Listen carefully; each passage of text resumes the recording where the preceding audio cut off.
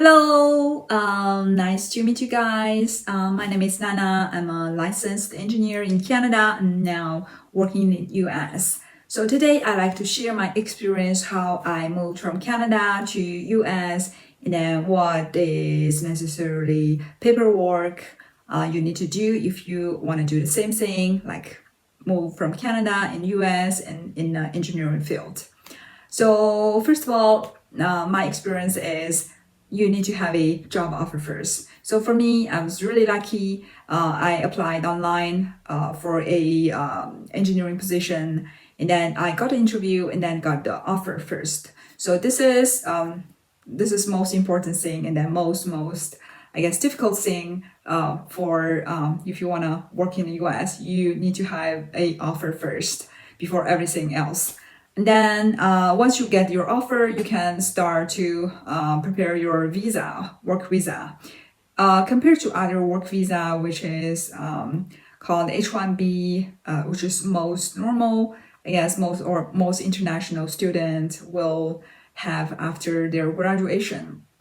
No, sorry, I'm a little bit confused. H-1B is like after you graduated, you have to enter to apply, and then you have to be enter in the draw. If you got lucky, got the draw, you can get the visa. So after the graduation, I think you can, if you're a STEAM student, you can have like 3 years open visa. You can work for 3 years, and then during this time, you can apply to get the H1B visa. And then your employer have to sponsor you to get this visa. So this is really complicated process. One, you have to be lucky, and then second, your employers have to be willing to sponsor you, which means it's lots of paperwork from their side and like some financial commitment from their side. So lots of employer having like really picky about their what kind of person they're gonna hire. So this is whole other topic, but just back to our topic. So compare this to H-1B, the visa for Canadian citizen and Mexican citizen is in an engineering field. When I'm working in the US, is much more easier. The reason being is US and Canada and Mexico have an agreement called the NAFTA agreement.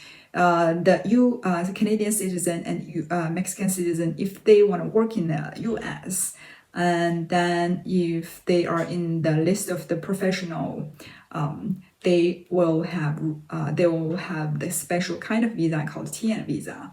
They can once they have this visa, they can legally work in the U.S. So for me, I'm a Canadian citizen. So once I got the offer, I just started my the visa application process. So for me, my employers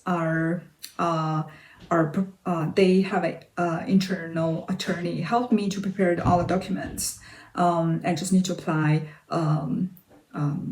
fill all the form they provided to me, and supply all the information or document they needed.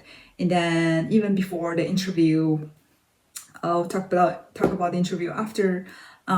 We had a mock interview, and then the attorney kind of went through whole process and then just give me some tips how to answer any question and etc. So everything went really well.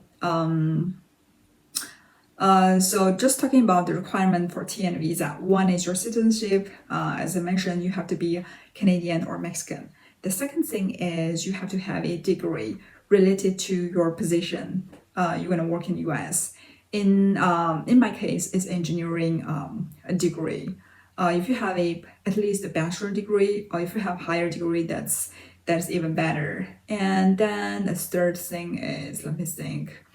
Your professional have to be in the list of the professional they agreed in this agreement. So engineering is definitely one of the profession you can apply for this visa. Then for the interview itself, the good thing is you don't need to schedule for it.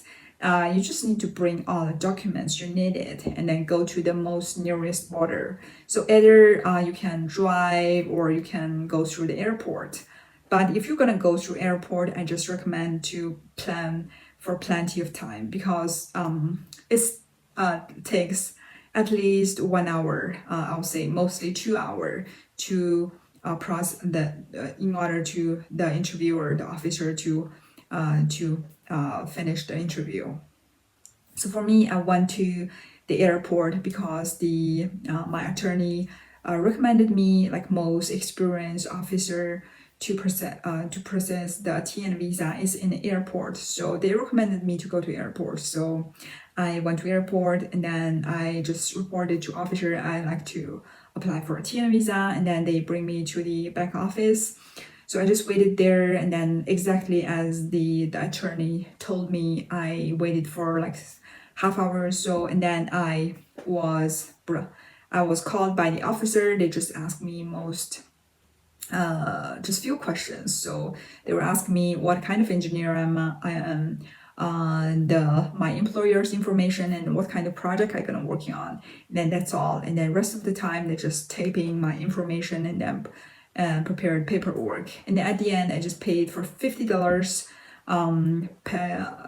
the fee to proceed to get the visa itself. Then most people said now they normally not gonna stamp on your passport.